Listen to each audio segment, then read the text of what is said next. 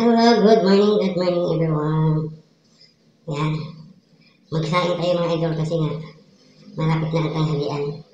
Magsaing na kami mga idol kasi budget muna kami budget mga idol kay masyadong crisis. So magsasaing muna ang Tatay Vlog ni mga idol. Thank you so much sa inyong lahat dyan. Sa pati ng sakatan kasi hindi tayo magaling magsaing. Kami tayo ng ganito. Parang sa ganun walang mitis yung pagluluto. Yung sa mga nagsasabi na hindi sila marunong magsaing, madali lang yan. Huwag yung matakot magsaing. Baka mahilaw or malugaw. Yung mga ganito lang. Sukatin nyo lang. Kung ilan yung sinukat nyo na bigas sa ganito na lalagyan. Ganon din yung tubig. Nalagamitin nyo. Kung medyo madali siyang tumubo, umuha nyo lang ng konti, dagdagan nyo lang. Kapat yung sabi natin itong iba, kaya para pagka kinabukasan, mayroon pa tayong isa sa inyo. Yun. Pag uugas, kailangan lang umuhin talaga. Hugasan ng maigi. Kasi nga, para matanggal yung mga kabok or kasi naka-display lang ito mga idol, open siya naka-display. So, kailangan lang hugasan maigi. Diba? Mga 2 o 3 beses lang, okay na yan. Hindi mahirap magsaing. Hindi nga mahirap kumain, magsaing pa. Diba? So, ito pa, 2 beses na ito na hinugasan. Huwag kang magtipid sa tubig. Hindi naman yung aksaya ka ng tubig. Kumbaga, kakainin nito kaya kailangan hugasan mo maigi. Kasi papasok nito sa katawan mo or sa tiyan mo. Kasi nga yung binila nating bigas, open lang sa mga idol yung per kilo ba.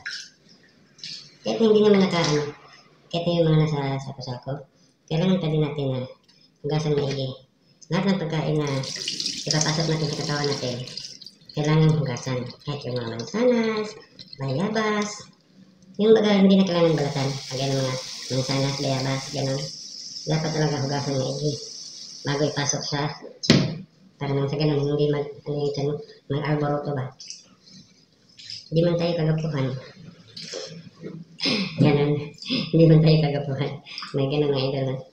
Kailangan naman, sa pangloob ng ating katawan, lalong-lalo na ipapasok natin sa ating bibig at lalamunan papunta doon sa tiyan. Siguraduhin naman natin malinis. Para iwas sakit tayo mga idol. So, sa pagsasaing naman, kailangan siguraduhin naman natin na yung sinasaing natin talaga luto at hindi hilaw. Ganun. Para hindi sumama yung tiyan. So ito na, magtutubig na ito mga ito. So apat na ganito yung bigas. So 4 na ganito din ang gagamitin natin. Ayan, 4, 2, 3.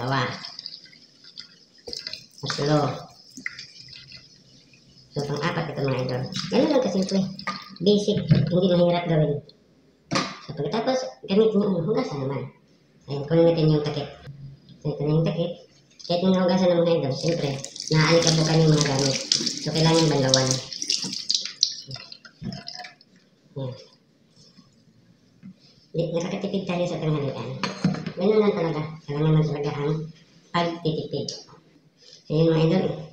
Salangan natin to. Kasi nga, tsaka siguro kasi yung nilutuan ko is rice cooker. So, kailangan, hindi basa yung pet at saka yung gilid, kailangan punasan. So, napunasan na natin ito mga idol sa salangan natin. So yun mga idol, isalangan natin. Antayin na lang natin hanggang sa kumulok siya. Tingnan nyo yung natin. So yun ang mga idol yung ating sinalang na kanin. So yan. Tapos, kailangan i-on din nyo. Kasi mayroon yung cook at saka warm. So kailangan natin pindutin baba yung cook. So yun, di ba? Ang bilis lang. Ganun lang kadali mga idol. So yun mga idol, tingnan natin kung naluto na yung ating kanin na sinaing. Para ulam naman na hanapin natin. So yan mga idol, tingnan natin yung kanin natin para nang sa ganun nakita natin kung okay ba yung pagkakasaing. Para sa hindi mga marunong magsaing, huwag kayo matakot.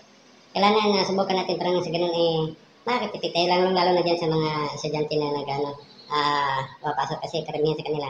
Puro na lang order siguro, din sila sa oras, pero mas may pa rin yung marunong tayo magluto or marunong tayo magsaing. Parang sa ganun nakakapag-bawal tayo ng kanin, nakakatipid tayo sa gusto natin araw-araw. Tara mga idol, tingnan natin yung ating sinaing kung luto na ba.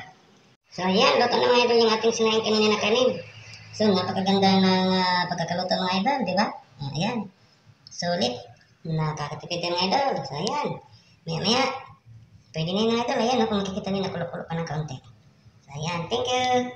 Ayan. Mga idol, sa hindi pa nakasubscribe sa Tatay Vlog, please subscribe na kayo mga idol. Ay, pag-like na din mga idol ng ating mga video para nang sigaran updated tayo sa lahat ng videos na i-upload ni Tatay Vlog. See you mga idol. Thank you and have a nice day everyone.